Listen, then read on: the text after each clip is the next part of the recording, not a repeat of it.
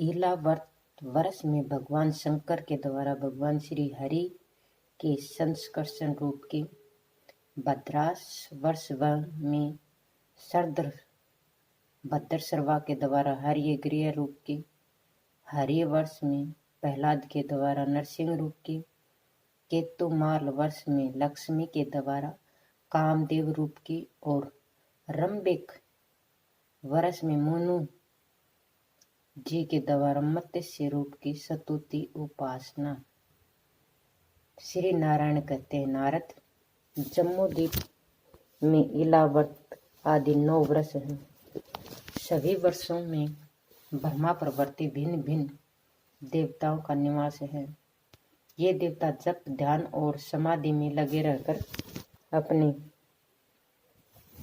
पहले बताए हुए स्रोतों के द्वारा देवी की उपासना करते हैं। उन वर्षों में कतार के कतार बने हैं, जो सभी ऋतुओं में सुगंधित पुष्पों, फलों और पलवलों से सुशोभित हैं। इन वर्षों में बहुत से जंगल, पर्वत और कंदराए हैं। गुफाओं में स्वच्छ और प्रभुतल जल भरा रहता है। उन 9 वर्षों में आदि पुरुष भगवान नारायण संपूर्ण लोकों पर अनुग्रह करने की दृष्टि से भगवती देवी श्री देवी की उपासना करते वे विराजमान रहते हैं। इन्हें सबसे पूजा पाने का सुअवसर प्राप्त होता है। आगे भी पूजा पद्धति चालू रहे। अत्यर्थ अपनी भिन्न भिन्न मूर्तियां बताकर रहना इनका स्वभाव है। एलावर्त में भगवान श्री हरि रुद्र रूप से विराजते हैं। ब्रह्मा के नेत्र से इनका प्रादुर्भाव हुआ है। इनकी प्रिय सी प्रिया सदा साथ रहती है। उस क्षेत्र में कोई दूसरा पुरुष नहीं जा सकता, न ही घूम ही सकता है। यदि कोई पुरुष वहां चला भी जाए तो भवानी के श्राप से वह तुरंत स्त्री रूप में परिणित हो जाता है। वहां भवानी की सेवा में संलग्न रहने वाली असंख्य स्त्रियां रहती हैं। इन स्त्रियों के घिरे रहकर भगवान रुद्र महाभाग संस्कर्षण की उपासना करते हैं। इस संस्कर्षण को भगवान श्री हरि की तामस प्रकृति वाली चौथी मूर्ति कहा जाता है। केवल अखिल प्राणियों के कल्याण अर्थ रुद्र द्वारा इन संस्कर्षण की पूजा होती है। ये पूजक रुद्र देव अजन्मा है। इसका चित्त सदा शांत रहता है।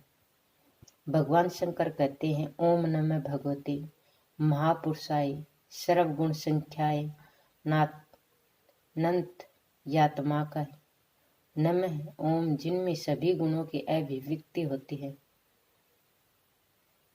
उन अनंत और ओमकार स्वरूप परम पुरुष श्री भगवान को नमस्कार है।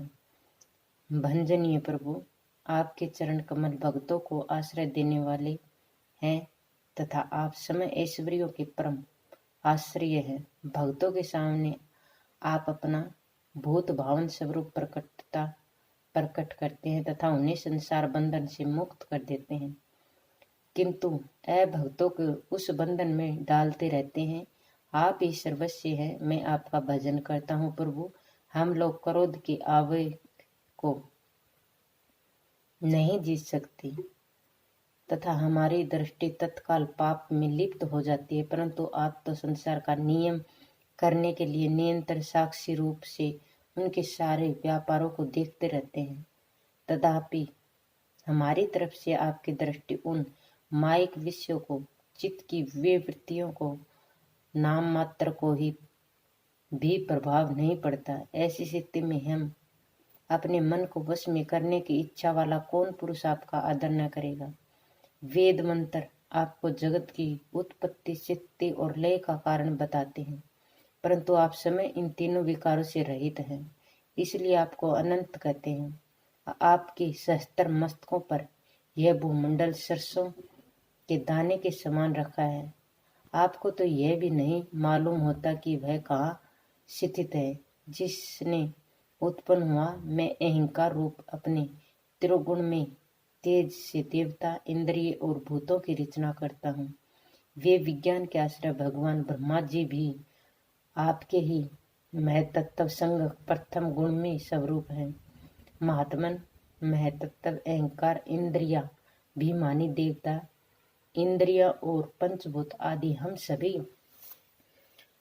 डोरी में बंधे हुए पक्षी के सदृश आपकी क्रिया शक्ति से विश्व भुगत रहकर आपकी ही कृपा से इस जगत की रचना करते हैं।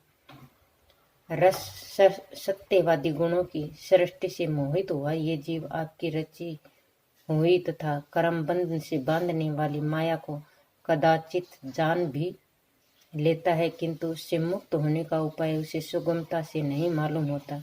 इस जगत की उत्पत्ति और प्रलय भी आपसे ही के ही रूप हैं। मैं आपको बारंबार नमस्कार करता हूँ।